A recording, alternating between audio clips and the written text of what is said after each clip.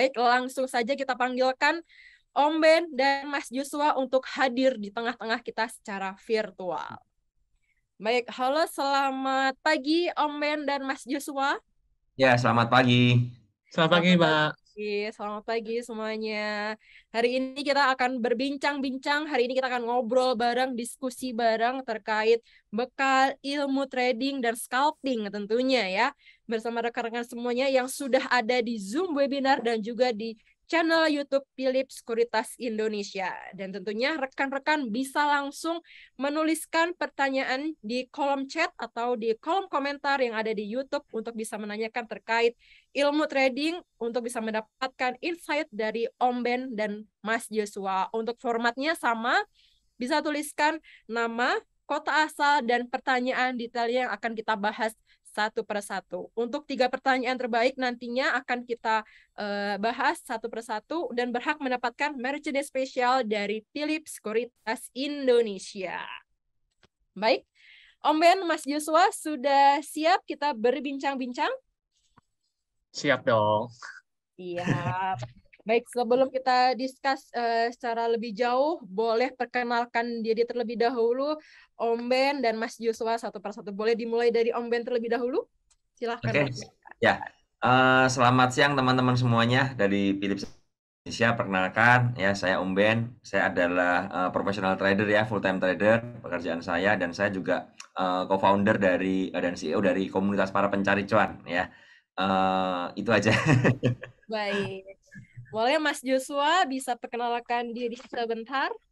Ya, halo, selamat siang Bapak dan Ibu semua. Saya dari pihak Philips Sekuritas Indonesia. Saya ini adalah technical analyst di Philips Sekuritas Indonesia. Salam kenal semua.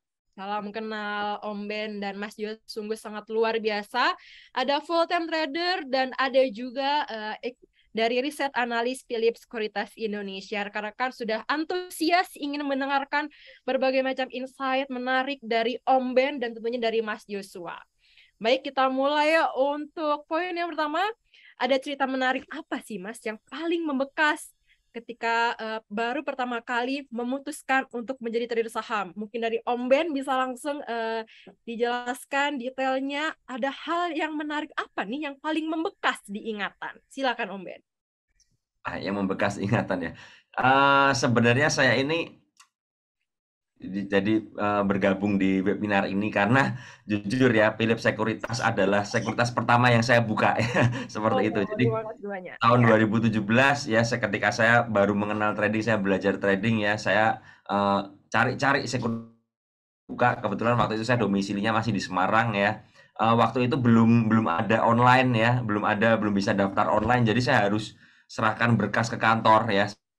Philips Sekuritas Indonesia saya serahkan seperti itu, dan ternyata hari ini ya, setelah 5 tahun lebih berlalu ya, saya bisa menjadi narasumber di sini. Ini sangat luar biasa sekali ya. Itu salah satu pengalaman yang menurut saya paling membekas sekali ya. Jadi dari awal saya buka di sekuritas ya, seperti itu, buka akun, dan akhirnya jadi narasumber sekarang seperti itu. Wow, sungguh sangat luar biasa. Nah, kalau Mas Joshua, seperti apa nih? Ada hal menarik apa yang paling membekas ketika baru pertama kali menjadi seorang trader? Sebenarnya yang paling membekas itu adalah saya juga pertama kali buka akun kan di sini ya, di Philips Sekuritas. Saya Baik. dulu ikut kelasnya bahkan. Ikut kelasnya yang sebelum buka akun kita ikut kelas offline. Kan dulu baru tahun berapa tuh ya? 2016, 2017 kayaknya. Dikenalin sama saham gimana, terus teknikal analisis yang sebenarnya dasar ya, singkat banget diajarin. Terus ternyata tiba-tiba tidak disangka-sangka ternyata akhirnya bekerja di Philips Sekuritas Indonesia jadi teknikal analis di sini. Wow, sangat menginspirasi ya Mas ya. Berarti baru pertama kali buka akun dan langsung jatuh hati, langsung jatuh cinta dengan sekuritas ini. Langsung menjadi karyawannya. Wah, hebat sekali nih Mas ya. Om Ben, teman-teman sudah sangat ingin mengetahui nih, menjadi seorang trader tentunya perlu modal awal nih Om ya. Nah, Om Ben, berapa modal trading pertama kali ketika Om Ben baru pertama kali menjadi seorang trader? Yang dikeluarkan ini modal awalnya berapa? Dan berani berapa kali tektok dalam sehari? Ya, Dulu saya pertama kali top up tuh 500.000 ya, saya masih ingat ya. Saya kenapa 500.000? Karena itu syarat minimal ya waktu itu ya, yang diberikan dari Philips Sekuritas Semarang waktu itu. Jadi modal awalnya minimal 500.000. Akhirnya saya top up 500.000. Dan saya tuh prinsip bahwa untuk memulai belajar ya di hal yang baru atau kita misalnya membuka bisnis dan lain sebagainya, saya selalu berpegang pada prinsip saya harus dengan dana yang seandainya dana itu hilang ya, saya harus siap ya supaya mental saya lebih kuat, supaya saya juga nggak stres ya. Karena saya sangat percaya bahwa ketika saya atau kita belajar trading ya, maka kita pasti akan loss. Itu jelas ya. Itu pasti akan loss karena namanya belajar ya, namanya belajar itu identik dengan yang namanya kegagalan dan harus siap dengan kegagalan itu. Nah, karena itu saya sebenarnya dulu berawal tuh bukan scalping, saya dari swing ya, saya top up bertahap ya, top upnya bertahap. Tapi ketika saya mulai belajar trading ya, saya mengalokasikan sejumlah besar dana, kalau nggak salah waktu itu saya siapin 5 juta. Karena ketika saya belajar scalping itu jalan 6 bulan saya trading. Ya, setelah 6 bulan saya belajar swing, ternyata marketnya nggak bisa mendukung untuk swing. Kemudian saya belajar scalping di saham gorengan ya, saya pakai 5 juta. Dan saya masih ingat saya hampir seminggu sekali top up. Wow, Karena keren. ya, tapi saya top up-nya bertahap, nggak langsung 5 juta, saya ada top up 2 juta. Dan itu dana yang memang saya udah siapkan ya. Saya dulunya seorang tour guide ya, saya punya perusahaan tour seperti itu. Saya mengalokasikan dana. Sehingga ketika dana itu hilang ya, saya loss ya, saya cut loss dan lain sebagainya, itu nggak mengganggu cash flow saya ya, dan itu nggak mengganggu hidup saya. Artinya saya masih tetap bisa makan ya, masih tetap bisa beraktivitas karena memang saya menyiapkan alokasi dana. Nah, ini yang menurut saya sangat penting sekali. Berapa besarnya ya? Tadi kembali yang saya bilang, siap hilang berapa ya? Kalau dari saya seperti itu. Baik, jadi waktu awal pertama jadi trader dari Philips Sekuritas Indonesia cabang Semarang ya Om ya. Untuk modal awalnya hanya Rp500.000 karena waktu itu untuk deposit awalnya Rp500.000. Namun rekan-rekan semuanya jangan khawatir. Saat ini untuk pembukaan akun di Philips Sekuritas Indonesia tidak ada minimal deposit awalnya ya Om ya. Nah, Mas Joshua nih, rekan-rekan juga pengen tahu nih, ketika menjadi seorang trader, dulunya modal trading awalnya berapa? Ya mahasiswa modal trading awalnya paling ya 1 juta sih. Kan nggak ada duit yang banyak pas awal-awal. Modal awal sih 1 juta doang. Itu juga ngukurnya kan kayak biasa lah. Kalau misalnya kalau di buku-buku pada bilang kan di bawah 10% daripada total harta ya. Di bawah 10% artinya. Kalau kita siap hilangnya kan, kalau 10% masih nggak berasa banget ya. Di bawah 10%, misalnya 5%, 2%, hilang nggak apa-apa gitu loh. Masih kayak bisa nyari lagi. Kalau misalnya hilang, nggak mungkin kasih 50% atau 100%. Nanti akhirnya trauma trading, karena nggak trading lagi. Oke. Makanya kalau saya sih prinsipnya di bawah 10% waktu itu. Makanya cuma 1 juta. Berarti ada alokasi dana sendiri yang digunakan untuk trading ya. Jadi nggak boleh pakai dana sehari-hari tentunya. Dan nggak boleh untuk dana kebutuhan. Jadi kalau misalkan Mas Joshua dulu masih menjadi seorang mahasiswa, tentunya itu bukan menggunakan dana pendidikan ya Mas ya. Harus Enggak dong. digarisbawahi. Betul. Nah, lanjut nih Om Ben. Ada saham acuan khusus nggak sih ketika ingin trading saham harian, atau sebenarnya semua saham bisa menantang untuk dijadikan peluang trading saham? Nggak ada, saya tidak punya acuan khusus, cuman memang saya dalam scalping ya, terutama ya pada akhir-akhir ini dalam setahun terakhir ya, saya sudah mengeliminasi saham-saham yang menurut saya dalam tanda kutip saham hebat untuk retail ya. Artinya ketika kita masuk sedikit ya dikasih profit ya, misalnya cuma masuk 100 lot, 500 lot, tapi ketika kita masuk gedean di 10.000, kita akan mengalami loss karena memang bandarnya, kalau saya bilang market maker-nya sangat dominan di situ ya. Jadi saya sudah mengeliminasi, saya sudah memisahkan saham-saham mana yang aman untuk saya scalpingkan ya, dan saham-saham mana yang memang berbahaya ya, tidak ramah retail, saya bilang seperti itu ya. Dan ketika saya sudah mengeliminasi saham-saham tersebut ya, saya akan lebih berfokus kepada saham-saham yang memang sudah saya di hari sebelumnya ya. Itu yang pertama saya lakukan. Saya akan bikin stock pick harian, di mana ada nggak saham-saham yang menarik untuk di-scalpingkan besoknya. Tapi seandainya nggak ada ya, atau stop yang saya buat itu memang saham-sahamnya nggak perform pada hari di mana kita trading ya, maka saya dengan ya terpaksa lihat running trade ya, lihat running trade. Tapi kembali ya, saya memiliki standar bahwa saya akan trading di saham-saham yang partisipasi marketnya cukup oke, seperti itu ya. Tapi nggak ada sektor mana. Karena jujur ya, ini jujur banget. Kalau saya trading, apalagi scalping ya, saya tidak pernah memperhatikan ini. Bahkan beberapa kali saya ditanya sama temen, Om Ben ini saham apa sih, perusahaan apa nih, jualan apa, nggak ngerti saya. Karena murni memang untuk scalping aja, untuk main pendek aja. Tapi kalau panjang kita harus mengerti ini perusahaan apa. Tapi kalau untuk main pendek menurut saya kita bisa mengabaikannya. Biasanya kalau scalpingan ya kita hanya masuk ketika memang sahamnya bergerak dan kita langsung keluar ya.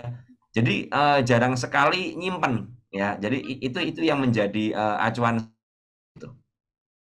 Baik, sangat luar biasa. Jadi Om Ben ini punya stok pick khusus ya. Ada klasifikasi saham yang kemungkinan wah oke nih, atau misalkan wah misalkan kurang oke nih. Jadi benar-benar punya klasifikasi khusus untuk bisa lanjut ke scalping. Baik, kalau misalkan Mas Joshua nih, apakah ada saham acuan ketika ingin trading harian? Sama kayak Om Ben, kayak nggak ada saham acuannya sih. Kita kayak ada sistem screening sendiri. Jadi kalau misalnya kita bilang kayak kalau saya kan lebih ke arah chartis kan. Saya punya sistem screening gitu, kayak misalnya harus di atas EMA berapa, itu baru jadi masukin dalam watchlist saya. Saya di atas EMA 200, itu baru masukin ke watchlist saya. Di atas EMA 34, masuk ke watchlist. Terus kemudian ada candle apa yang mungkin kita cari, kayak Marubozu atau candle hammer bullish yang kita cari, itu yang masukin ke filter. Jadi mau sahamnya nanti saya nggak tahu gerakan dia bergerak di bidang apapun nggak masalah gitu loh. Sama satu lagi sih, paling jangan yang terlalu kurang liquid ya. Kan kalau misalnya kadang-kadang kalau saya sih lebih nyarinya yang bisa transaksi hariannya kira-kira di atas 1 miliar lah. Jangan sampai yang cuma 100 jutaan nanti nggak bisa keluar gimana. Agak bahaya kan. Baik, jadi Mas Joshua ini lebih mengandalkan dengan chart ya. Nah, untuk chartnya sendiri lebih nyaman menggunakan apa nih Mas? Chartingnya. Oh, time frame-nya maksudnya ya. Time frame-nya itu lebih suka saya pakainya kalau nggak mau lihat time frame gede dulu, weekly, jadi multiple time frame weekly, lihat dulu trennya bullish atau bearish, kemudian baru diturunin ke daily. Nah, biasanya cari entry-nya pun pakai daily. Kayak gitu sih. Oke. Berarti untuk chartingnya lebih nyaman weekly, terus memilih untuk saham-saham yang liquid ya tentunya. Ya, itu weekly-nya tuh cuma buat sebagai kayak ngeliat trennya yang lebih jelas loh. Tren jangka panjang lebih jelas, kemudian baru kita turunin ke daily. Untuk lihat lagi trennya sesuai inline nggak, bullish, kalau itu multiple time frame analysis, kemudian baru kita masuk ada entry-nya nggak, entry trigger-nya kayak tadi ada bullish hammer atau ada Marubozu di titik exponential moving average, gitu kan. Baik, kalau Om Ben sendiri apakah lebih nyaman membuat strategi harian? Jadi ketika tutup market langsung bikin strategi baru untuk keesokan harinya, atau sudah mingguan untuk strateginya Om? Kalau scalping kita buatnya harian ya, karena otomatis kita bermain di instrumen saham banget ya, yang gorengan ya, seperti itu kalau bahasanya seperti itu kan. Artinya aja saham ini hari ini bisa naik 20% ya, naik 15%, tapi besok bisa ARB. Ya, jadi saya tidak pernah membuat time frame yang terlalu panjang, dan sama seperti Mas Joshua ya, saya ini pakai chart juga untuk melihat tren, tapi karena Mas Joshua pakai weekly, karena saya hanya scalping, saya pakai daily. Kemudian saya bedah lagi setelah kelihatan dari daily-nya chart menitan 1 sampai 15 menit. Jadi kan kita hanya, makanya saya bilang perbedaan antara teman-teman ini biasanya hanya dari time frame aja. Prinsipnya rata-rata sama. Kita mencari saham-saham yang uptrend, ya, yang trennya jelas lah, ya. Saham ini mau sideways atau downtrend atau uptrend. Saya kebanyakan juga menghindari saham-saham downtrend. Kalau saham sideways saya hanya bermain di area-area sideways-nya aja dulu, ya kan. Kalau sahamnya uptrend, ya saya mungkin bisa agak simpen dulu ketika bawah ya. Jadi itu yang strategi yang saya lakukan. Jadi saya nggak pernah langsung panjang seminggu, tapi memang sebuah saham yang memang masih uptrend ya, yang masih bagus, akumulasinya juga bagus, saya akan mencoba hold selama mungkin. Karena prinsip saya kan let your profit, udah profit ya saya akan coba hold selama mungkin. Jadi seringkali juga saya awalnya mau scalping di saham tersebut, akhirnya jadi swing. Bukan karena saya nyangkut ya, tapi karena udah profit, udah floating profit. Beda ya kalau teman-teman ini dari scalping jadi swing gara-gara nyangkut ya, ini salah ya. Tapi kalau memang teman-temannya dalam tanda kutip hold karena sudah floating profit ya, udah naik 10%, 15% nggak ada masalah ya. Tapi kalau karena minus ya teman-teman harus sesuai dengan plan yang teman-teman buat di awal seperti itu. Baik, sungguh sangat powerful banget nih untuk pertanyaan dan jawabannya. Nah, masuk ke pertanyaan selanjutnya nih Om. Ini masuk ke pertanyaan yang lebih menjurus. Nah, buat seorang trader, khususnya scalper ya Om ya, dan Mas Joshua, apa sih strategi dan tools-tools yang harus dipersiapkan? Nah, ini sangat penting untuk rekan-rekan semuanya. Jadi, tools-toolsnya, strategi-strateginya apa aja yang perlu disiapkan terutama untuk menjadi seorang trader pemula dan profesional. Ya, kalau saya tuh dulu sebenarnya tuh agak unik ya, karena Philips Securities adalah sekuritas pertama saya. Saya tuh kemarin di DM oleh seorang teman, dia bilang, "Om Ben, kamu scalping pakai Philips emang enak?" Dia bilang gitu kan.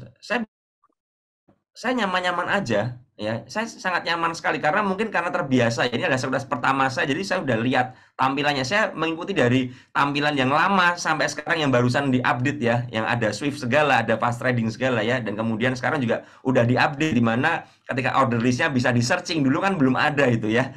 Nah, itu saya memang Philips Sekuritas, dan justru dulu waktu saya masih menjalankan tour saya trading pakai laptop atau pakai PC ya. Jadi saya tuh muri pakai HP aja ya, dan itu memang kebiasaan ya. Saya dulu masih ingat saya tuh pakai 3 HP ya, pakai 3 HP dengan 3 sekuritas yang berbeda tentu saja ya, karena saya harus memantau banyak kan. Nah, fungsinya dengan Philips biasanya kan seperti itu. Nah, tapi sekarang ya saya lihat ada sudah diupdate dengan adanya fast order, itu jauh lebih mudah ya. Jadi buat saya kalau tools yang dipersiapkan adalah biasanya saya melihat chart dulu ya. Tadi kan saya melihat chart. Kenapa saya lihat chart? Karena saya harus mengetahui trennya kemana arahnya ya. Kemudian saya lihat support resistnya di mana. Kemudian saya biasanya buka order book ya. Karena kita bermain di saham gorengan ya, kita harus ngerti tatanan bid overnya ya. Frekuensinya berapa. Jadi saya melihat tatanannya berapa. Oh, kalau misalnya bidnya tebel tapi frekuensinya cuma 2, frekuensinya cuma 7, berarti ini rata-rata memang bid palsu yang ya. Jadi likuiditasnya palsu. Dan itu yang membuat saya memutuskan, oh, masuk berapa? Apakah saya mau masuk atau saya hindarin aja? Karena ini partisipasi masyarakat, nggak ada retail yang antri, nggak ada trader-trader yang antri. Artinya cuma oleh market maker-nya kan seperti itu. Nah, jadi itu yang saya pakai. Kemudian pakai yang namanya fast order, itu jelas sekali. Kalau saya nggak pakai fast order pasti akan kelamaan, karena sewaktu-waktu kalau terjadi guyuran atau pembalikan arah ya, atau aksi jual yang masif, saya harus cepat-cepat keluar ya. Itu yang saya lakukan. Jadi yang saya pastikan adalah saya harus mempersiapkan tools-tools tersebut, dan saya harus menguasainya. Jadi saya mau memberikan sedikit pesan buat teman-teman ya. Kalau teman-teman selalu suka nanya kan, Om Ben pakai apa, tampilan layarnya bagaimana dan lain sebagainya. Sebenarnya itu nggak jadi acuan ya. Intinya adalah gimana teman-teman menemukan yang pas buat teman-teman, yang enak buat mata kalian. Mungkin buat saya ya, tampilan Philips Securitas enak, tapi buat beberapa teman yang mungkin terbiasa pakai yang lain ya, bilang, "Waduh, kurang nyaman." Karena ini masalah kebiasaan. Menganjurkan teman-teman carilah yang paling teman-teman jago di situ ya. Artinya kalau teman-teman buka akun di sebuah sekuritas atau di Philips Sekuritas ini ya, teman-teman pastikan mengetahui fitur-fiturnya ya. Kalian bisa lihat, bisa menanyakan. Karena kalau nggak ngerti fiturnya, kita kayak perang tuh nggak ngerti senjatanya. Kita punya senapan tapi nggak ngerti cara nembaknya gimana, cara reloadnya, peluru bagaimana. Nah, ini sangat fatal sekali. Dan banyak fitur-fitur yang sebenarnya bisa kalian manfaatkan ya kan. Contoh yang saya suka, Smart Save, dari awal saya sangat suka sekali ya. Dan itu yang selalu saya pakai untuk ngejaga ketika memang saya lagi nge-swing ya, seperti itu ya. Nggak bisa mantau market, saya lagi scalpingan, saya pasang ya, trailing stop dan lain sebagainya. Nah, itu yang menjadi alat bantu kita ya. Makanya teman-teman mulai harus memahami dan melihat ya. Tapi buat saya pribadi, kalau saya cari tools yang paling simple, karena scalping membutuhkan kecepatan dan ketepatan. Menurut saya seperti itu. Bener banget. Wah, nah Om Ben tadi sempat spill sedikit nih rekan-rekan semuanya terkait dengan fitur andalan scalper. Nah, rekan-rekan sudah tahu belum? Ada fitur Swift yang menjadikan senjata andalan para scalper. Jadi rekan-rekan bisa menggunakan fitur Swift ini untuk memudahkan kecepatan transaksi jual beli saham. Nah, nantinya kita akan putar videonya di akhir pemaparan materi. terkait dengan fitur Swift yang menjadi andalan para scalper. Baik, lanjut ke Mas Joshua nih, Mas. Mas Joshua sebagai riset analis tentunya lebih familiar terkait dengan tools-tools dan strategi yang digunakan untuk trading harian. Nah, Mas Joshua, boleh berikan sedikit informasi untuk strategi dan tools apa saja yang digunakan? Yang pertama ya jelas kita sebelum masuk ke suatu trade tertentu, selain punya watchlist, kita kan harus ada tahu namanya entry, stop loss, sama targetnya. Kayak yang dibilang Om Ben tadi, kan kalau misalnya tadi sahamnya turun, nggak ada yang jagain, nanti lama-lama turun, nanti berubah lagi. Tadinya tujuannya scalping, tiba-tiba jadi tiba swing, terus tiba-tiba berubah turun lagi. Jadi investor, kan itu sering kan kejadian kayak gitu kan. Nantinya jadi saham yang nyangkut lah bahasanya, itu yang jadi bahaya. Jadi makanya harus ada penting tahu set pertama stop loss dulu. Itu bisa menggunakan smart set. Jadi dipasang kayak sell kalau kurang dari 150 misalnya harganya, kita akan otomatis akan kepasang order untuk sell saham tersebut. Kalau misalnya dia udah di atas, misalnya target kita 160, pasang. Ketika udah nyampe 160, kita sell secara otomatis. Jadi kayak udah tenang gitu loh. Udah tenang, nggak harus kayak, kadang-kadang kalau nggak pasang gituan bisa berubah pikiran juga. Jangan-jangan udah, ini kita biarin aja deh. Kalau nggak usah pakai stop loss, biarin turun, nanti galau sendiri. Nggak bisa tidur. Akhirnya nanti kan agak bahaya kayak gitu. Itu yang jadi masalah. Terus yang entry stop loss sama target itu, kita dapetin dari mana? Kita udah buat trading plan-nya. Kita udah tahu saham apa sih yang kita cari. Tadi kan sering disebutin juga sama Om Ben. Saham yang kayak gimana yang nyaman kita carinya. Yang kalau tadi kita sama-sama setuju adalah saham yang uptrend. Saham yang uptrend, terus kita lihat juga mungkin yang benar-benar dekat di area supportnya. Support yang cukup kuat, misalnya terhubung dari 3 atau 4, atau bahkan kalau kena support itu ada jadinya pemantulan yang cukup tinggi dibandingkan support yang lainnya. Dari support yang seperti itu sebagai area, bisa jadi area entry atau area spekulasi. Targetnya bisa jadi resisten terdekat karena scalping. Kita bukan mau yang kayak panjang banget. Kalau panjang banget ceritanya beda lagi. Kayak gitu sih kira-kira, Mbak. Baik, luar biasa Mas Joshua. Jadi kita harus menentukan stop loss-nya, target harga sahamnya di angka berapa untuk bisa dijadikan panduan ya Mas ya. Dan tentunya ada fitur yang sangat membantu di aplikasi Poems ID kita, yakni Smart Save. Dan Om Ben, Mas Joshua juga sudah menginfokan bahwa kenyamanan menggunakan fitur Smart Save ini sangat luar biasa. Baik, lanjut ke poin selanjutnya nih Mas. Ada kiat khusus nggak sih agar trading bisa cuan maksimal dengan risiko yang seminimal mungkin? Mungkin boleh dari Om Ben bisa berikan insight-nya ketika trader bisa cuan maksimal dengan risiko yang seminimal mungkin. Ya, kalau kita ngomong trading memang nggak bisa dilepaskan dari yang namanya resiko ya. Dan kalau saya ngomong resiko, kita harus mengerti pembatasan resiko. Dengan cara apa? Yang pertama jelas ya, kita harus mengatur money management dari portofolio kita ya. Teman-teman biasanya kan sukanya kalau trading kan all in, kalau perlu or margin sekalian ya, dimasukin semuanya satu saham dan satu harga, rata-rata kan begitu kan, karena berpikir kalau naik langsung cuannya kan gede, tapi lupa kalau turun juga loss-nya gede. Maka bagaimana cara pengaturannya? Teman-teman harus memutuskan dulu, kalau dari satu portofolio kalian, kayak misalnya ya punya 100 juta, kalian tentukan dulu kalian tuh mau ada berapa saham dari satu porto. Ya misalnya kalau scalping ya saya biasanya 4 saham aja, yang nggak usah banyak-banyak, atau 3 saham aja. Nah anggap aja 100 dibagi 4, berarti satu saham alokasinya 25 juta. Dan harus balance. Kenapa harus balance? Karena kalau ada profit ya, jangan sampai kalau teman-teman nggak balance ya, biasanya kan begini. Yang saham-saham yang floating loss itu biasanya mengalokasi dananya gede, karena apa? Averaging down terus. Sedangkan sisa cashnya sisa sedikit. Sehingga kalau cuan, ya cuannya tuh nggak bisa cover loss. Nah itu kesalahannya kebanyakan kan. Saya bilang alokasi dana tiap saham harus sama, harus merata, dan itu harus disiplin. Tujuannya apa? Kalau sampai profit bisa mengcover yang loss, kan jelas seperti itu. Lalu yang kedua, dari 25 juta itu misal, kalian mau entry di dalam sebuah saham, nggak boleh di satu harga. Nggak boleh di satu harga. Harus bertahap. Tujuannya apa? Seandainya ada penurunan atau ada volatilitas harga, kalian bisa cover di bawah. Ya kan seperti itu. Kan kita nggak pernah ngerti, teman-teman kan selalu berpikir kalau saya beli saya pingin harganya naik. Nah masalahnya kalau nggak naik bagaimana, kalau malah turun bagaimana. Nah itu yang jadi masalah. Jadi pembatasannya dengan cara seperti itu. Tentu saja teman-teman harus memiliki yang namanya trading plan. Kalau teman-teman cuma trading gara-gara lihat di running trade, ya kan, lihat dari grup-grup sana sini, bilang beli ini, beli itu, maka yang terjadi adalah kalian nggak punya plan. Makanya harus belajar analisa, ya, minimal tahu support, resist, dan trend, ya kan seperti itu. Nah, saya juga untuk pembatasan risiko, saya melihat dari marketnya. Seandainya market kita lagi berat, ya kan, akhir-akhir kan market lagi berat nih, ya kan, seminggu ini IHSG dihajar, outflow asing gede juga kan. Nah, kita mengurangi agresivitas. Misalnya contoh, tadi ya kita biasa masuk dengan 25 juta. Market yang berat kita kurangin. Mungkin separohnya, cuma masuk 10 juta atau 12 juta. Tujuannya apa? Pembatasan risiko. Benar. Kita harus ngerti kalau marketnya berat, ya, otomatis chance kita menang atau win rate kita akan lebih kecil. Betul. Ya kan? Karena marketnya adalah dominasinya mau sell, mau keluar, mau jadiin cash. Ya, nah dari situ kita harus ngerti. Kebanyakan teman-teman ini nggak ngerti dengan apa ya situasi market rata-rata. Mau market jelek, mau market buruk, mau market enak, diajar sama cashnya.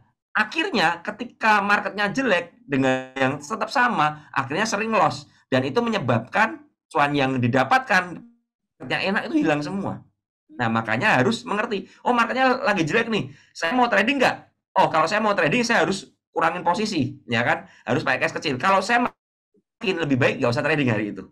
Ya kan, kalau untuk scalping ya. Atau kalau memang ada port, dicek mana yang berbahaya nih, ya kan? Mana yang udah mulai patah tren. Kalau udah patah tren bagaimana? Mulai kurangin posisi. Ya, mulai taking profit, jangan lupa. Ya kan kebanyakan teman-teman cuma di screenshot aja nggak pernah di taking profit, ya kan? Rata-rata kan penyakitnya begitu. Ya, di screenshot lupa taking profit ya. Dan ingat floating loss itu bukan berarti floating profit belum jadi profit sebelum kita taking profit ya. Itu harus diingat. Jadi teman-teman harus mengerti marketnya bagaimana. Nah, kalau marketnya oke, bagaimana? Boleh kita agresif ya. Misal market oke seperti apa sih market kemarin di akhir 2020 ya kan? Market 2021 yang kondisinya oke ya, yang semua sedang rally, boleh kita agresif. Kalau marketnya lagi jelek, market lagi nggak enak, gimana? Kita jangan agresif, kita lebih konservatif aja, lebih bertahan ya, lebih defend. Tujuannya apa? Melindungi cash kita ya. Jadi kalau dari saya strateginya seperti itu. Wah, luar biasa sekali. Jadi harus ada trading plan yang dibikin dari awal sehingga bisa jadi panduan. Jadi panduan untuk kita bisa melangkah, mau keluar atau mau masuk dulu nih. Kita lihat marketnya kondisinya seperti apa. Jadi kita tidak FOMO ya Om ya. Nah, tentunya untuk Mas Joshua nih, terkait dengan cuan maksimal dan risiko yang seminimal mungkin ada tips dan triknya? Karena Risiko. ya Mas ya, untuk trading saham tuh pasti ada risikonya ya, yang harus diingat oleh rekan-rekan semuanya. Investasi atau trading saham tentunya ada risikonya, namun rekan-rekan bisa meminimalisir risiko dari trading tersebut. Boleh Mas Joshua? Ya dong, semua ada resikonya dong. Kita pergi ke tempat kerjanya ada resikonya, ada kecelakaan dan sebagainya. Trading saham juga sama, ada resikonya pasti. Pembedaan resikonya di sini bisa hilang duit yang begitu besar kalau misalnya nggak manajemen resiko kan. Kalau misalnya bicara tentang pertama manajemen resiko, kayak gini kita harus tahu constructive loss yang bisa kita terima. Contoh ya, misalnya kita udah melakukan namanya udah tes data historis. Misalnya kita bisa ngalamin selama ini 10 kali kalah, misalnya.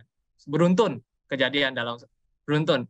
Misalnya itu kalian resiko ini, misalnya resikonya cukup agresif. Misalnya di atas 10% tuh. Kalian kalah 10 kali. Artinya kan habis langsung kan? 10%. 10 kali habis itu kan portonya. Benar dong? Kalau kalian udah nemuin kayak constructive loss daripada suatu trading plan kalian. Misalnya kekalahan beruntun berapa kali sih yang mungkin terjadi dengan trading plan kalian? Misalnya 5 kali. Terus kalian tinggal atur tuh. Kalau 5 kali kan misalnya diatur 2% resikonya. Setiap kali kena stop loss kena 2%. Misalnya dari 2 juta kenanya misalnya 20.000 doang kayak gitu kan. Kena 20.000 doang. Jadi setiap kali kena itu 20.000. Nah, kalau hilang tuh kan saya 10%-nya 200.000 kan. Nah, itu kalian sanggup nggak ngelihat pertama kekalahan 10 kali beruntun hilang 200.000 itu? Sanggup nggak? Kalau kalian sanggup artinya resiko 2% kayak gitu bisa diterima. Kalau misalnya kayak resikonya kayak naikin, kan lagi market bagus 5%. 5% bisa constructive loss 10 kali. Artinya 50% nih mengalami loss. 50% daripada total harta. Kira-kira bisa terima nggak? Kalau bisa terima, pakai yang itu. Jadi harus kalian udah tahu nih, constructive loss-nya berapa kali kemungkinan loss beruntun yang terjadi. Misalnya kalau 3 kali, artinya bisa diatur lah resikonya bagaimana. Supaya nanti kalau ngalamin itu nggak trauma. Nanti trauma bisa jadi kan Bapak Ibu jadi nggak ya, aduh nggak mau trading lagi lah. Ini bukannya cuan, kata orang cuan, malah akhirnya bukan cuan, rugi. Mending nggak usah lah, nggak usah trading. Kan banyak yang jadi kayak gitu kan. Jadi makanya manajemen resiko itu penting. Harus tahu dulu berapa kali dari strategi kalian bisa ngalamin beruntun kekalahan. Namanya pakai backtesting. Itu sih salah satu cara minimalisir resikonya di market. Apalagi kalau di market yang sekarang, ya sekali lagi turun, mungkin juga bisa diperkecil lagi. Misalnya tadi 5% jadi 2,5%, kayak seperti Om Ben bilang tadi ya. Baik, selain manajemen risiko tentunya harus ada psikologi ini ya Mas ya. Psikologi risikonya ya. Jadi rekan-rekan semuanya, seorang trader juga harus bisa mengelola. Nah, mengelola emosi, mengelola psikologi emosi ini harus benar-benar bisa mengatur. Jadi misalkan lagi terjun nih kepemilikan sahamnya nggak terlalu ini ya Mas ya, nggak terlalu deg-degan lah. Karena sudah tahu nih batasan risikonya sejauh mana gitu ya. Nah, untuk pertanyaan selanjutnya, apakah ada trik khusus untuk menentukan sektor apa saja yang memiliki kemungkinan pergerakannya bagus nih? Nah, adakah trik khusus untuk melihat, wah sepertinya sektor ini pergerakannya ciamik nih. Wah, sektor ini pergerakannya oke nih seminggu ke depan.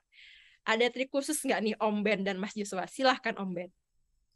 Kalau saya untuk melihat sektoral seperti itu, saya biasanya ya kalau memang untuk scalping ya, saya coba lihat apa ya, yang lagi rame, yang lagi rame itu apa? Karena biasanya ketika ada yang lagi rame atau ada momentumnya ya untuk saham ini ada potensi digoreng, itu kita bisa mencari profit di sana ya.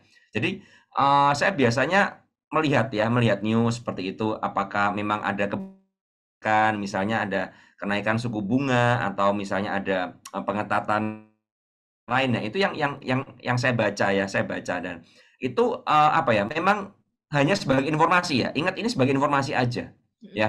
Bukan berarti kebijakan yang seperti ini atau ada berita misalnya laporan keuangan yang membaik otomatis harga akan bergerak naik, itu enggak ya. Jadi tidak melulu seperti itu. Jadi itu hanya sebagai inputan. Oh, misalnya ya pada sore hari ada nih emiten ini ya, emiten ABCD seperti misalnya mengalami signifikan dan lain sebagainya, kan biasanya seperti itu kan ketika laporan keuangan keluar. Nah, dari situ saya akan lihat, oh emiten ABCD ini bagaimana posisinya sekarang ya support resist. Terus saya lihat ada nggak akumulasinya, volumenya bagaimana, ada nggak sih yang akumulasi atau malah terjadi distribusi, ya kan seperti itu.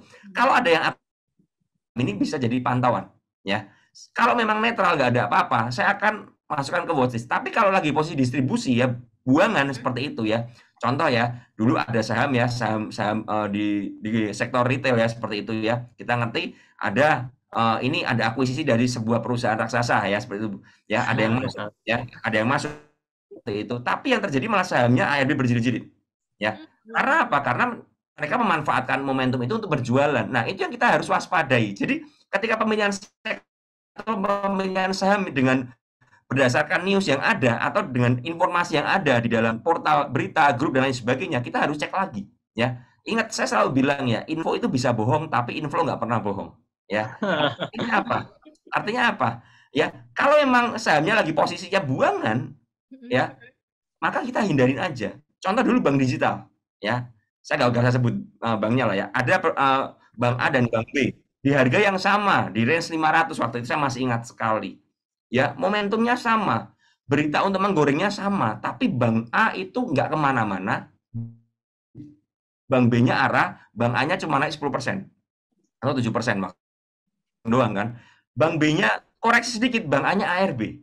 Ya, karena yang bank A ini nggak ada momentum apa ya, nggak beneran gitu loh, hanya isu-isu aja yang liar yang beredar di masyarakat, dan malah yang terjadi adalah kemudian bank A ini turun terus dan sekarang udah di bawah 200 harganya kan seperti itu. Nah, kenapa seperti itu? Karena ya tadi saya bilang info bisa bohong tapi inflow nggak pernah bohong. Yang terjadi adalah malah outflow jualan. Nah, ini yang kita harus waspadai. Makanya pemilihan sektor boleh pakai news, tapi kita harus bedah lagi bagaimana. Nah, lalu ya yang biasanya juga ya momentum dividen ya, kita bisa pemilihan sektor atau mungkin kebijakan-kebijakan di masa depan ya, misalnya ya seperti kenaikan suku bunga, berarti akan ada sektor-sektor yang akan diuntungkan dan yang dirugikan Kan seperti itu. Nah, kalau kita mau swing juga ya, kita harus lihat mana yang diuntungkan, mana yang dirugikan. Ya, kita harus pilih ini, pilih. Karena dari semua info yang ada itu minimal, oke lah, kita let's say ngomong, kita sebagai retail kan telat infonya. Yes, benar, kita pasti yang paling telat. Ya, paling telat. Orang dalam lebih tahu dulu, kasarnya seperti itu kan. Tapi at least dari info itu kita bisa mendapatkan paling nggak margin untuk dapat profit. Ya, untuk dapat profit. Dengan cara apa? Dengan kita cek tadi yang saya bilang ya. Info bisa bohong, info nggak pernah bohong. Di mana posisinya, di mana trennya. Trennya uptrend. Udah uptrend, ya udah. Berarti ini saham ini bagus. Kan kita bisa masukkan ke dalam watchlist. Kalau ada sebuah saham dan downtrend dan in downtrend dengan distribusi, ya sesimpel mau beritanya apapun juga kita hindarin. Ya kita hindarin. Dan ini apa ya? Kalau teman-teman nggak ngerti ini korbannya banyak sih sebenarnya kan. Ya ada saham IPO ya. IPO yang sektor baru teknologi yang sempat melejit sampai 1.000 ke atas dan sekarang harganya di bawah 200 juga. Kan kita ngerti lah itu dan itu beritanya kan hebat banget ya. Perusahaan ini memang satunya yang melisting di bursa, ya kan? Nggak ada kompetitor, tapi harganya malah turun. Karena apa? Sesimpel itu outflow. Mereka jualan terus. Kalau jualan terus ya jangan dilawan. Nggak usah dilirik dulu. Biarin dulu, singkirin dulu. Kita fokus kepada saham-saham yang atau sektor-sektor yang lagi ada akumulasi. Ya kan? Seperti itu kalau dari saya. Baik, sangat luar biasa. Jadi tadi ada quote dari Om Ben, info bisa bohong, tapi inflow, wah, nggak bisa bohong ya Om ya. Baik, nah Mas Joshua nih, terkait dengan untuk trik khusus menentukan sektor yang sepertinya, wah, minggu ini kayaknya oke nih. Wah, minggu ini kayaknya berwarna nih.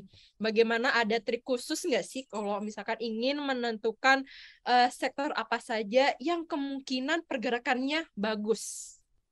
Sebenarnya sih kayak tadi ya dibilang, kita tuh jangan pernah nangkep pisau jatuh. Pisau jatuh ditangkap ya rasanya gimana? Ya sakit lah.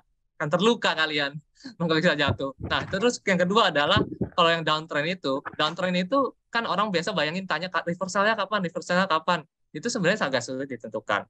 Yang ketiga adalah kalau tiga downtrend, ingat, downtrend itu bukan berarti 1-2 hari selesai. Tiba-tiba berubah jadi bullish, bukan seperti magic seperti itu Bapak Ibu.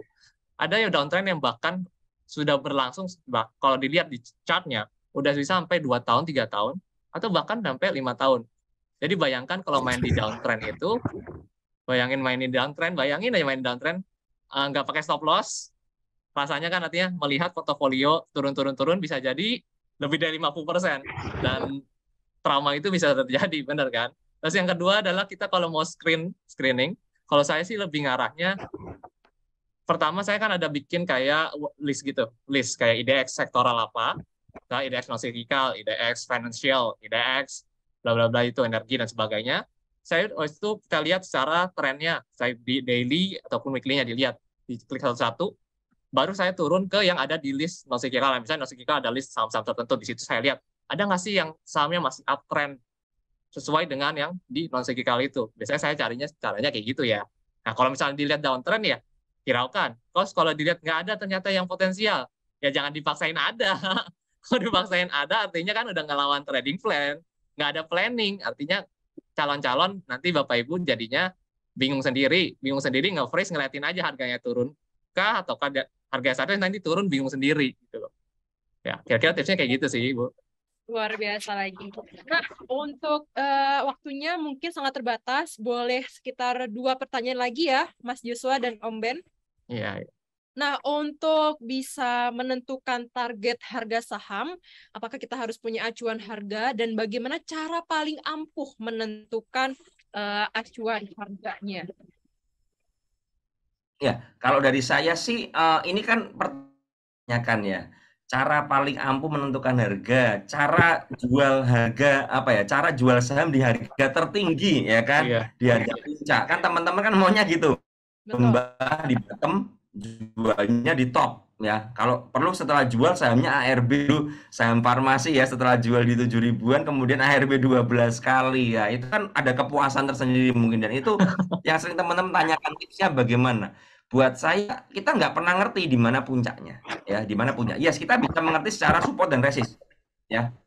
Kita bisa mengerti secara support dan resist, tapi kita nggak pernah mengerti di mana harga tertingginya ya kan, karena pergerakan harganya dipengaruhi oleh buyer dan seller juga tentu saja kan, dan kita nggak pernah ngerti orang yang punya barang banyak ini mau jualannya kapan, nggak ada yang pernah tahu itu ya, kita nggak pernah bisa membaca itu. Tapi dari chart kita paling nggak bisa mengerti di area tertentu ada area resist yang namanya kan seperti itu. Berarti di situ area orang mulai buang barang. Nah, saya biasanya ketika dalam hal scalping ya, ketika harganya mulai berat, saya akan mencoba mengurangi posisi. Ya, pelan-pelan mengurangi posisi. Tujuannya apa? Seandainya terjadi guyuran yang besar ya, at least saya udah berkurang barang saya dari saya akan saya buang ya. Tapi kalau kita nggak pernah mau mengurangi posisi dengan harapan, karena apa? Kita berpikir wah ini nih, misal kita punya 5.000 lot seperti itu, kita nggak mau kurangin nih. Wah ini break bener, harus break. Setelah dihajar ke atas, dibreakin resist, kemudian diguyur. Nah ini yang jadi kendala. Makanya apa ya? Acuannya bagaimana? Yang pertama kita harus ngerti support dan resistnya dulu. Ya, di mana support dan resist. Di area support tuh area mulai kita cicil beli. Di area resist adalah area cicil jual. Kenapa harus cicil? Karena kita nggak pernah ngerti setelah kita jual apakah harganya naik atau malah turun. Ya kan kebanyakan teman-teman setelah jualan ya harga sahamnya naik dan kemudian arah. Rata-rata kan begitu kan. Nah, untuk mengatasinya bagaimana? Teman-teman kalau mau jualan itu jualah bertahap. Tujuannya apa? Saat bergerak naik karena masih punya barang. Ya kan, sehingga ketika dia naik dan kencang sampai arah, ya udah kita diemin aja barang yang sisa barang kita ini. Nah, kenapa harus direalisasikan? Karena kita nggak depannya ini mau arah atau mau turun atau mau bahkan mau ARB kalau saham gorengan kan. Nah, seandainya kita jual bertahap dan kemudian turun bagaimana? Ya nggak apa-apa, at least kita udah realisasikan bertahap. Sisanya kita ya nanti kalau memang jebol di area-area yang menurut kita merasa bahaya, kita buang. Jangan sampai sisa ini jadi loss atau minimal BEP lah ya. Nah, kita udah realisasikan separuh. Nah, kenapa seperti itu? Tujuannya melindungi psikologis kita. Ingat ya, trading ini itu murni dipengaruhi oleh psikologis. Ya, analisa kita bisa rusak, bisa bias ketika psikologis kita berubah dan rusak. Ya, misal seperti ini, contoh ya, saya beli nih, saham A di harga 100, kemudian naik 105, ya kan? Nah, ini sahamnya ini ternyata saya beli ini ternyata adalah reversal. Ya kan kita nggak pernah ngerti reversalnya kapan. Ya kan kita beli 100, biasa 110 ini ada tekanan jual. Kita buang semua di 110. Setelah kita buang, sahamnya rally 115. Yang terjadi apa? Biasanya akan kesel. Kenapa sih gue jualan semua? Kenapa sih saya buang semua? Kita kesel. Kadang-kadang kita dipengaruhi yang namanya psikologis kita. Udahlah kejar harga. Nah, begitu kejar harga, biasanya apa? Harganya turun. Karena rata-rata seperti itu ya. Setelah kita jual harganya naik, kita FOMO lagi harganya turun. Karena apa? Mungkin kita nggak ngecek lagi. Kita beli di mana? Oh ternyata di resist kedua kita belinya. Nah kemudian turun balik ke 110 tadi. Yang di mana area support yang jadi area resist yang jadi supportnya kan tadi kan. Kan udah break tuh 110. Naik ke 120. Dia koreksi. Kita beli di 118 ini ternyata. Akhirnya ada range yang sangat jauh sekali. Yang membuat kita, waduh ini saya beli malah turun, ya kan? Karena psikologisnya kuat, yang terjadi apa? Kita bakal cut loss di 110. Karena resikonya gede sekali. Udah 8%, 7% minusnya kan. Nah, setelah kita cut loss itu, besoknya dia sideways sedikit, kemudian rebound. Nah, karena itu terjadi karena apa? Bukan karena kita nggak bisa analisa. Terkadang karena kita sesimpel kita FOMO aja. Ya, kita rusak psikologisnya. Akhirnya apa? Akhirnya yang harusnya kita dapat cuan, ya, malah jadi loss. Terusnya kita beli di area tersebut, malah kita jual di area tersebut. Karena apa? Kita nyangkut. Nah, ini yang jadi, saya bilang, acuan yang pertama adalah kita harus mengetahui tren, kemudian support, dan kemudian baru kita belajar yang namanya akumulasi, distribusi. Itu penting banget. Tapi kalau teman-teman nggak ngerti akumulasi dan distribusi, paling nggak teman-teman kalau tahu support, minimalkan kita untuk mengalami loss gede. Ya, atau meminimalkan kita untuk nyangkut. Ya kan, karena apa? Kita ngerti area beli kita ngerti area jual kita, ya itu yang penting buat saya. Menurut saya seperti itu. Bener banget. Nah, Om Ben nih, rekan-rekan juga ingin tahu terkait dengan senjata andalan untuk Om Ben bisa nyaman trading hariannya. Boleh sedikit spill Om untuk penggunaan fitur Swift-nya? Atau mungkin ada sedikit fitur-fitur dari Swift yang menjadi andalan Om Ben untuk scalping harian. Iya. Di fast trading atau fitur Swift ya, kita ngomong kalau di Philip Securities namanya Swift kan, seperti itu ya. Di Swift kan kita sudah ada template-nya ya. Kita mau masuk berapa lot dulu. Nah, itu biasanya saya tulis dulu di situ. Oke, saya mau masuk 500 lot. Dan ketika mulai mau masuk, saya biasanya akan antri beli ya. Saya akan pencet di bagian buy-nya ya. Saya akan double tap di situ di HP saya akan mulai double tap, mulai antri ya. ketika harganya nggak menyentuh di area beli saya akan mulai harga, saya akan beli di over ya, saya tap di over, misalnya 500 lot ya, saya akan beli 500 lot seperti itu. Nah, seandainya kemudian harganya rally bagaimana? Nah, setelah harga rally biasanya saya mulai yang bagian antrian bawah saya cabutin. Ya, ingat ini saham gorengan, kita ngomong saham gorengan ya. Tujuannya apa? Saya ada guyuran ya, saya ini tinggal fokus jualan. Sudah tinggal fokus jualan aja, saya nggak perlu mikirin antrian saya. Karena apa di saham gorengan tas nih kadang-kadang diarahkan, ditarik kencang sedikit, kemudian dikeprek, dibanting kan, seperti bitnya dicabutin semua. Nah, kalau kita sudah siap tinggal jualan aja, maka apa? Kita sudah lebih cepat lagi kan. Kita memang ada fitur fast order, tapi ketika kita udah ngerti plan kita, oh kita udah dapat barang nih di saham gorengan, misal kita beli 113 sampai 110, kita cuma dapat sampai 112, ke 115, ya kan? Bagaimana? Yang bawah cabut dulu, sehingga kita fokus jualan. Nah, tadi yang saya bilang kalau urusan 15 sudah berat bagaimana? Ya mulai jualan bertahap. Kan seperti itu ya. Dan itu sangat membantu saya. Makanya ya itu sedikit saya spill ya. Rata-rata memang cara kerja saya seperti itu. Ya, ketika udah naik ya saya akan hilangkan antrian bid saya. Tujuannya apa? Kalau sampai ada guyuran saya tinggal sell aja. Jadi sangat simpel dan menurut saya itu kita tinggal fokusnya kita jualan aja. Nggak perlu mikirin yang antri-antri aja. Seperti itu. Kalau untuk saham gorengan. Nah, sangat luar biasa untuk rekan-rekan yang ingin mencoba nyamannya pakai fitur Swift seperti ini. Nantinya teman-teman bisa langsung download aplikasi Poems ID. Teman-teman bisa langsung menggunakan fitur Swift yang ada di Poems ID, berlaku untuk App Store maupun Play Store. Nah, nantinya setelah sesi ini berakhir, sebelum Q&A kita akan ada pemutaran video Swift. Namun satu pertanyaan lagi ya, karena waktu sepertinya sudah berjalan dan mau hampir habis ini Om. Mas Joshua dan Om Ben, satu pertanyaan lagi nih. Boleh berikan saran untuk para scalper dalam menghadapi ancaman resesi sehingga tidak perlu panik dan tetap trading secara konsisten. Mungkin boleh dari Om Ben dulu, lanjut ke Mas Joshua. Menurut saya kalau kita ngomong scalping itu kita nggak perlu khawatir resesi. Karena kalau kita murni scalping-nya, artinya kita nggak akan punya porto yang menginap. Ya, itu salah satu nilai plus dari scalper. Nggak dipusingin market besok mau kemana. Ya kan? Besok ya IHSG mau minus 2% pun kita nggak peduli. Kalau kita punya barang kita akan langsung fokus jualan. Ya kan? Kalau kita nggak punya barang bagaimana? Kita akan wait and see aja. Ya, jadi itu salah satu nilai plusnya. Tapi kebanyakan ya rata-rata teman-teman yang belajar scalping ini memiliki porto nyangkut. Nah ini yang bahaya sekali. Ya kan yang tadi seperti Mas Joshua bilang ya, dari scalping jadi swing kemudian jadi invest. Fatal sekali karena kalian akan invest di saham yang salah biasanya. Karena apa? Di sahamnya ya kan. Ketika saham gorengan ini udah selesai momentumnya, udah selesai proyekan ngegoreng turun, ya kan saya seperti itu. Ya. Dan kalau turun ini kebanyakan rata-rata akan sangat sulit awal, ya. Kita ngerti saham farmasi, ya kan? Dulu pertama di 800 ya, INAF KF 800 700, KF ke 7.500 tertinggi, sekarang udah balik 1.000 lagi. Bayangin kalau nyangkut di 7.000 bagaimana? Nah, ini yang harus jadi pertimbangan. Makanya penting kan kedisiplinan, ya. Jadi kalau menghadapi resesi bagaimana? Nggak perlu khawatir. Selama kita punya trading plan dan kita disiplin dengan plan kita. Kalau gagal bagaimana? Misalnya mau scalping gagal bagaimana? Market nggak menunggu bagaimana? Langsung cut. Saya seperti itu.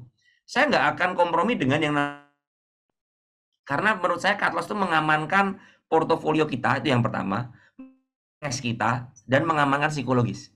Ya, kalau kita tradingnya lihat merah dan merah minus 50% ke atas, kita akan malas trading dan kita akan cenderung pesimis dengan market.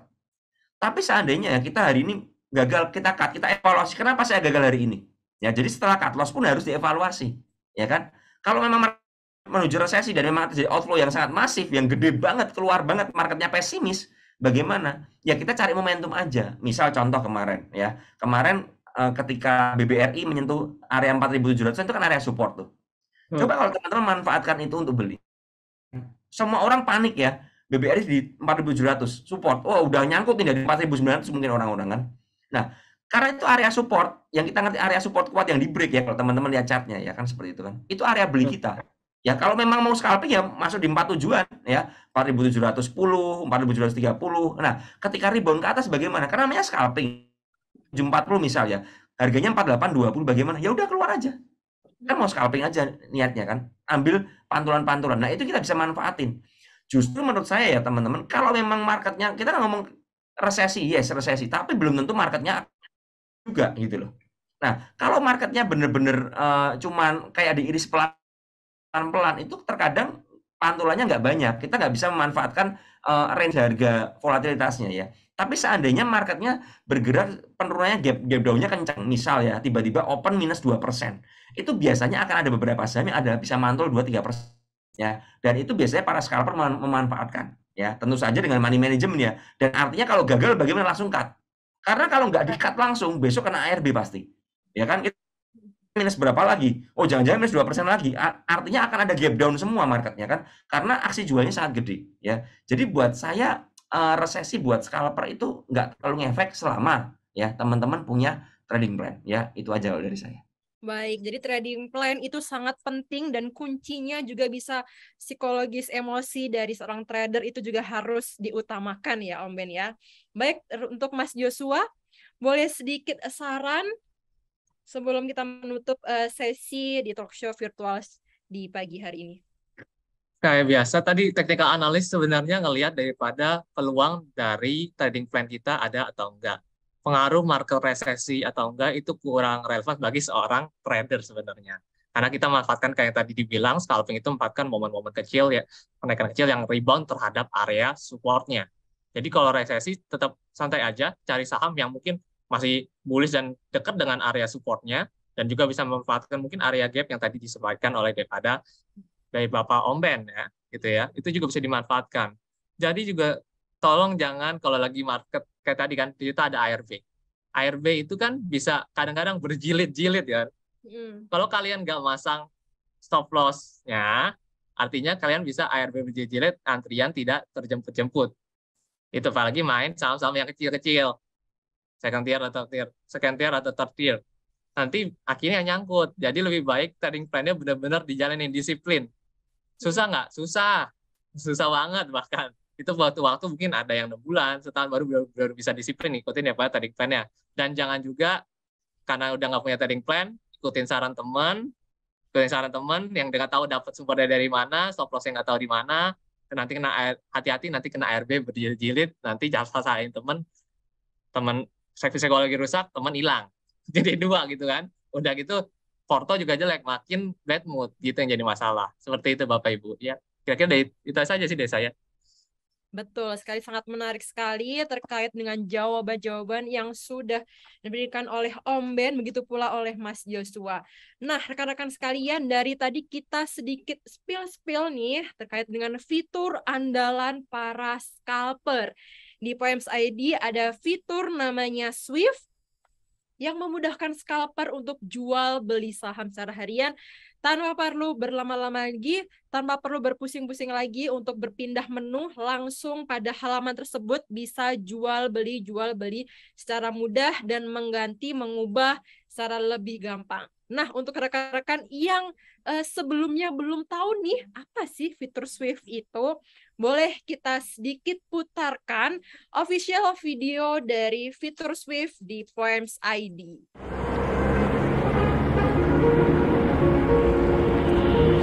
Kita hidup di mana waktu berjalan begitu cepat.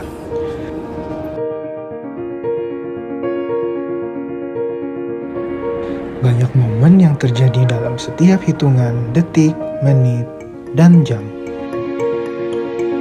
Apalagi ada quotes waktu adalah uang. Jadi jangan pernah menyia-nyiakan kesempatan yang ada. Ngomong-ngomong soal waktu, pasti kalian para trader juga pengen kan dapat cuan yang banyak secara cepat dan praktis. Tenang aja, ada fitur baru yang bisa membantu kamu. Swift dari Poems ID. Cepat. Kamu bisa beli dan jual saham dengan satu sentuhan. Fleksibel. Kamu bisa pindahin order sesukamu.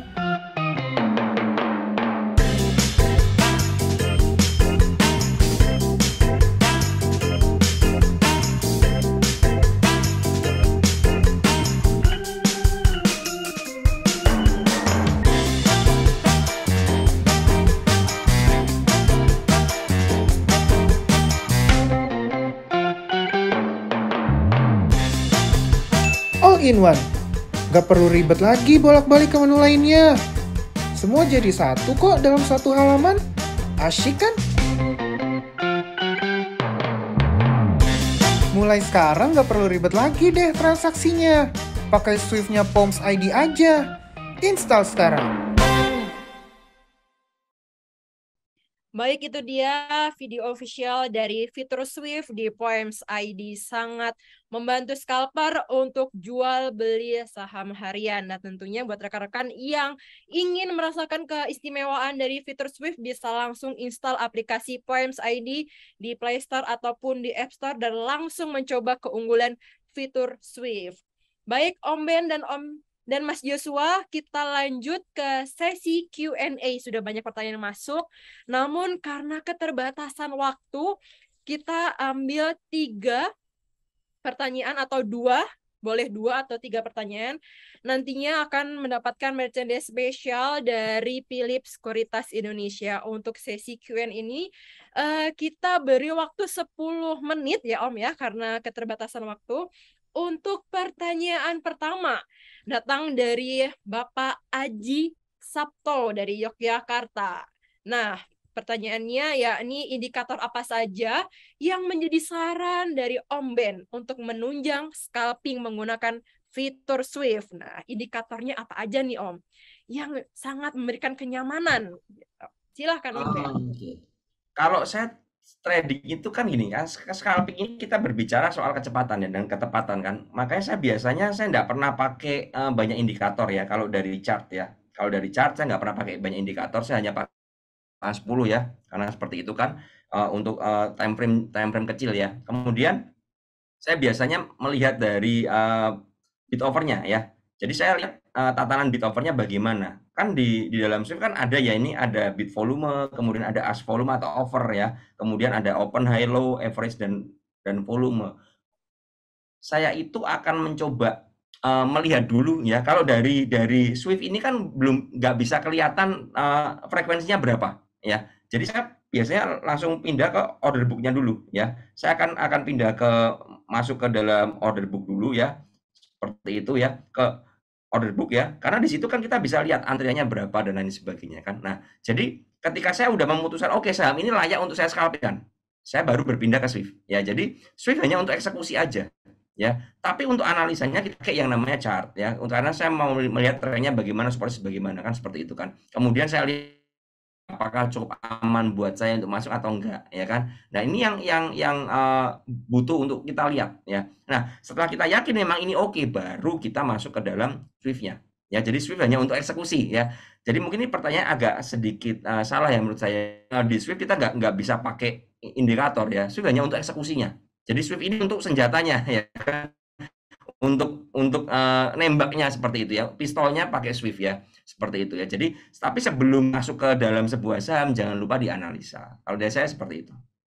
Baik, jadi Swift ini adalah senjata andalan para trader untuk eksekusi jual beli saham yang sangat ampuh.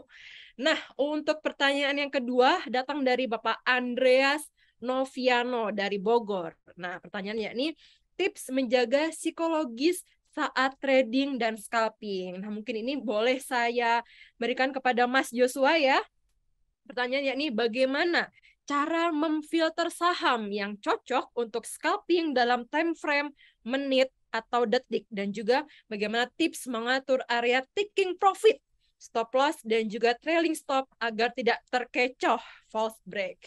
Silahkan Joshua. Sebenarnya nggak ada yang kayak kita bilang nggak bakal kena namanya false break. Pasti ada, karena itulah fungsinya adanya namanya stop loss. Bicara tentang bagaimana cara penentuan targetnya, itu pertama kita harus sudah belajar nentuin valid swing high yang merupakan area resisten. Itu yang pertama.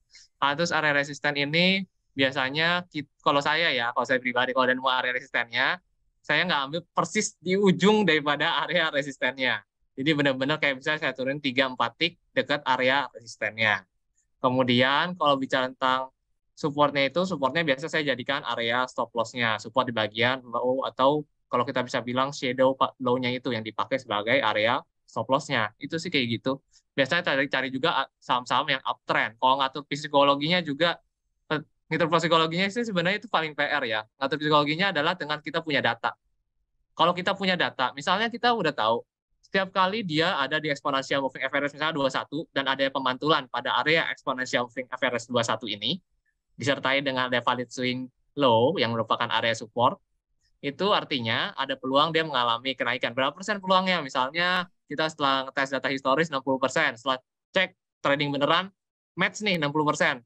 Maka kita dengan yakin, harusnya dengan yakin percaya bahwa ini ada kemungkinan mengalami kenaikan dan tahu stop loss-nya di mana gitu loh. Kita udah tahu 60%, kalau stop loss-nya di gagalnya ketika dia ngelewatin area misalnya low daripada valid swing low yang terbentuk di V bawahnya di MA21 itu sebagai area stop loss-nya. Ketika kita udah punya data, biasanya kita bakal lebih yakin terhadap kita punya eksekusi dan lebih tenang. Lalu kedua adalah pasang bisa jadi menggunakan smart save itu tadi untuk lebih kayak jangan terlalu di otak-atik lagi lah. Kayak misalnya, aduh udah mau turun jauh nih kayaknya. Aduh baru kurang 2 tick turun. Udah taking profit aja lah. 3 tick turun, taking profit aja lah. Aduh ternyata di bawah naik kencang. Ya nyesel. Akhirnya kayak Om Ben bilang, aku tambah deh di atas. Tambah di atas tahu-tahu dekat resisten, turun lagi. Jadi ulang-ulang lagi, ulang-ulang gitu terus jadinya. Nggak disiplin kan jadinya, nanti kebiasaan nggak disiplin terus nggak ikutin trading plan, jadinya bukan konsisten profit, konsisten loss. Itu yang jadian. Baik, terima kasih Mas Joshua atas jawaban yang sangat bagus. Nah, untuk pertanyaan yang terakhir, pertanyaan ketiga nih, datang dari Bapak Victor Agustinus. Mungkin ini lebih tepatnya akan saya berikan kepada Om Ben ya. Om Ben, untuk pertanyaan ketiga, pertanyaan terakhir di sesi terakhir ada dari Bapak Victor Agustinus dari Jakarta. Ini juga datang dari channel YouTube Philip Sekuritas Indonesia. Om Ben, beberapa trader seringkali memanfaatkan pre-opening dan pre-closing nih. Nah, untuk scalping, pendapat Om Ben terkait hal ini seperti apa? Jadi memanfaatkan pre-opening dan pre-closing. Jadi memantaunya lewat tersebut. Pendapat Om Ben seperti apa? Ya, itu sangat oke banget ya menurut saya, nggak jadi masalah karena apa caranya ya, kita scalping ini kan memanfaatkan volatilitas market termasuk ya pre-opening dan pre-closing, dan beberapa saham kan kita udah ngerti ya, kalau saham-saham LQ45 ada IEP kan, kita bisa lihat ya waktu open IEP-nya berapa kita bisa tahu ya. Jadi kalau open mulai dari 845 udah kelihatan ya, kemudian terbentuk sampai jam 8 atau 858 ya. Nah, kita bisa ngerti, oh IEP-nya ini naik nih. Ya, berarti contoh nih, saham-saham perbankan IEP-nya naik semua, berarti IHSG akan gap up otomatis kan. Ya, akan gap up, dan kita lihat misalnya market global lagi oke, lagi boleh nggak masuk di sana. Silakan aja, nggak ada masalah. Kita memanfaatkan. Itu untuk biasanya di pre-open ya. Kalau untuk pre-closing bagaimana? Ini biasanya untuk besoknya. Ada beberapa saham yang memang ketika pre-closing ada tarikan ya, 1000 ya, kemudian IEP-nya jadi 1020, nah kan seperti itu ya. Nah, kita harus lihat dari trennya bagaimana. Oh, trennya bagus nih, volumenya gede ya kan, ini break resist dengan volume. Nah, kita bisa manfaatin untuk scalping besoknya. Apakah kita mau nyicil masuk hari itu nggak jadi masalah, atau kita jadi watchlist untuk besoknya, nggak jadi masalah ya. Tapi yang perlu diperhatikan adalah teman-teman ketika masuk di pre-closing atau pre-opening ya, jangan pernah all in, karena kita nggak ngerti marketnya berbalik arah atau enggak ya kan. Jangan-jangan ketika misalnya IEP-nya ya, IEP di pre-closingnya naik ya, malah market maker-nya jualan. Karena untuk FOMO kan, pada beli untuk jajan sore ya, kasarnya seperti itu ya, beli sore jual. Tapi yang terjadi malah karena banyak yang beli di sore hari, malah barangnya market maker-nya habis ya. Dan yang terjadi ketika barangnya habis, besoknya malah ARB ya, karena kita nggak ngerti ini. Broker summary kan nggak dibuka secara live trading ya, di live trading nggak ada, kita tutup mata kan kasarannya. Kita harus memperhatikan faktor-faktor tersebut ya kan. Teman-teman nggak tahu ya, asal beli malah besoknya kejebak di ARB, nggak bisa dan sebagainya ya. Dan saya juga sangat suka sekali memanfaatkan momentum pre-opening dan pre-closing ya untuk beberapa saham ya. Kalau saya ngerti biasa saham-saham IPO seperti itu kan, IPO yang ada waranya terutama ya, biasanya di hari pertama listing waranya akan bergerak liar ya, dan saya memanfaatkan ya, ketika induknya arah biasanya waranya, nah saya biasanya nyopet di situ ya, scalping di situ, cuman paling nggak lama karena kan volatil.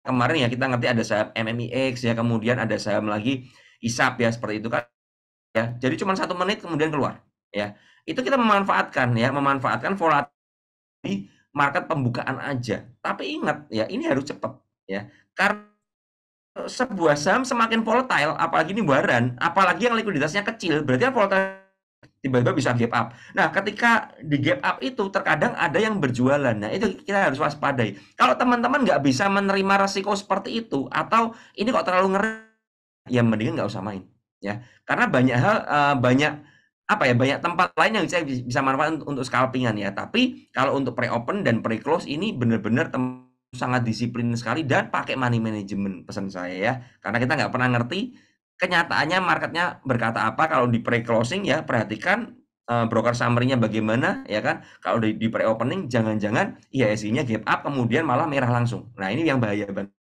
Jadi pertimbangkan faktor-faktor risiko di situ ya. Seperti itu kalau dari saya. Baik, terima kasih Om Ben dan juga Mas Joshua atas insight yang sangat luar biasa menarik di pagi hari ini. Dan tentunya semoga sangat bermanfaat kepada rekan-rekan yang sudah hadir melalui Zoom webinar ataupun di channel YouTube Phillip Sekuritas Indonesia. Nah, sebelum akhiri sesi kita di siang hari ini, di pagi hari ini, boleh kita undang juga Bapak Andi Chandra dan Ibu Helen untuk on cam, atau boleh yang bisa join sekarang bisa on cam untuk kita melakukan foto bersama para narasumber. Boleh? Untuk Om Ben, Mas Joshua, Bapak Andi Chandra bisa on cam.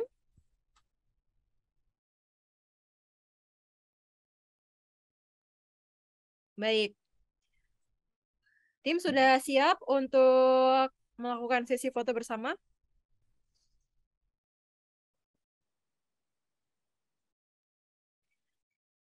Baik, untuk sesi kali ini boleh Om Ben dan Mas Joshua terlebih dahulu ya. Baik. Oke. Om Ben. Baik. Untuk Mas Joshua dan Om Ben kita boleh berfoto terlebih dahulu ya. Dalam hitungan ke-3. Baik, tim operator sudah siap.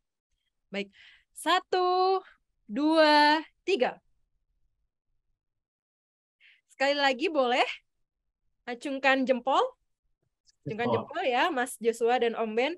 Dalam hitungan ke-3. 1, 2, 3.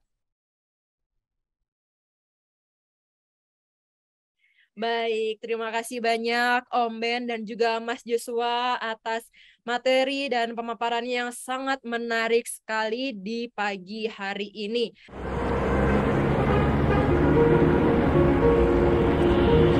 Kita hidup di mana waktu berjalan begitu cepat.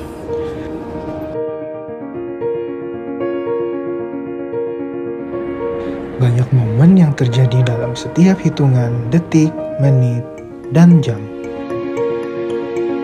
Apalagi ada quotes waktu adalah uang.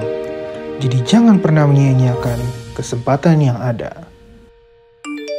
Ngomong-ngomong soal waktu, pasti kalian para trader juga pengen kan dapat cuan yang banyak secara cepat dan praktis. Tenang aja, ada fitur baru yang bisa membantu kamu. Swift dari Poms ID. Cepat. Kamu bisa beli dan jual saham dengan satu sentuhan. Fleksibel. Kamu bisa pindahin order sesukamu.